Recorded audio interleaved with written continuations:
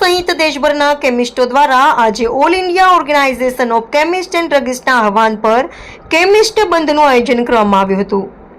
આ અંગે તાલુકા chemist association દ્વારા તળાજા મામલતદારને આવેદનપત્ર પાઠવી વિવિધ માંગણીઓ રજૂ કરવામાં આવી હતી। કેમિસ્ટ એસોસિએશનના જણાવ્યા મુજબ ઓનલાઈન દવાઓના ગેરકાયદેસર વેચાણ પર પ્રતિબંધ મૂકવા કોર્પોરેટ કંપનીઓ દ્વારા આપવામાં આવતા અતિરિક્ત ડિસ્કાઉન્ટ સામે નિયંત્રણ લાવવા તેમજ નકલી અને ગેરકાયદેસર દવાઓના વેચાણ સામે કડક કાર્યવાહી કરવાની માંગ કરવામાં આવી છે। આ ઉપરાંત કોવિડ સમયગાળા દરમિયાન જાહેર કરાયેલા નિયમોને કડક અમલ થાય તેવી પણ માંગ ઉઠાવવામાં આવી હતી। એસોસિએશનના હોદ્દેદારોએ જણાવ્યું હતું કે આ મુદ્દાઓ માત્ર કેમિસ્ટ વ્યવસાય પૂરતા મર્યાદિત નથી, પરંતુ સામાન્ય જનતા અને દર્દીઓના આરોગ્ય સાથે સીધા જોડાયેલા છે। બંધ દરમિયાન દર્દીઓને કોઈ મુશ્કેલી ન પડે તે માટે ઇમરજન્સી સેવા માટે કેટલાક મેડિકલ સ્ટોર ખુલ્લા રાખવામાં આવ્યા હોવાનું પણ જણાવાયું હતું। Joint secretary Bhavnagar district chemist association, secretary Shri Talaja chemist association. આજે અમે તળાજા કેમિસ્ટ એસોસિએશન અમારી જે બે ચાર વસ્તુ સરકાર દ્વારા માગણી સ્વીકારવામાં નથી આવતી, GSR 817/2018 અને કોવિડ GSR 220/2020માં જે કાયદાઓ આવ્યા છે, બિનકાયદેસર રીતે ઓનલાઈન દવાઓનું વેચાણ થાય છે।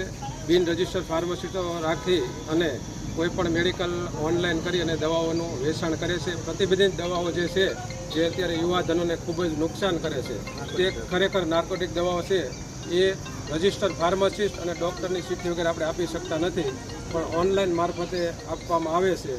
અને એના માટે અમે સખત શબ્દમાં વખોડીએ છીએ અને સરકારશ્રી આ કાયદો ઓનલાઈન ફાર્મસીનો તાત્કાલિક દૂર કરે એવી અમારા તળાજા કેમિસ્ટ એસોસિએશનની માગણીઓ છે।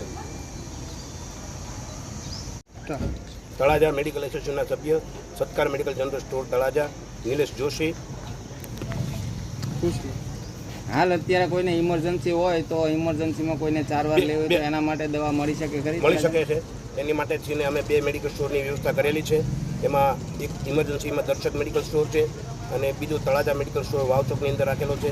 બંને માટે ઇમરજન્સી સારવાર, ઇમરજન્સી મેડિસિન મળી રહેશે। તળાજાની જનતાને કોઈ પણ જાતની તકલીફ નહીં પડે એની અમે તકેદારી રાખી છે। મલય જોશી, સત્કાર મેડિકલ હોલ તળાજાના સભ્ય, કેમિસ્ટ મેડિકલના સભ્ય। બીજું જરૂરમાં કહેવાનું એ છે કે જે ઓનલાઈન ડુપ્લિકેશન દવા જે આવે છે, જે દવા મોકલે છે બરાબર છે, પણ કોઈ નિર્ણય નથી કરી શકતા કે આ ઓરિજિનલ છે કે ડુપ્લિકેટ, તેને કારણે ઘણી બધી જાનહાનિ થાય છે। અને એવા કેટલાય કિસ્સા આવ્યા છે કે જે એટેકના દર્દીઓ, બીપીના દર્દીઓ અને એને લગતા કોઈ પણ દર્દીઓ જે પોતાની જાન ગુમાવી બેઠા છે ડુપ્લિકેટ દવાથી, જે ઓનલાઈન બંધ થવું જોઈએ। એમાં કોઈ ડૉક્ટર પણ નિર્ણય નથી લઈ શકતા કે શું કરવું આપણે।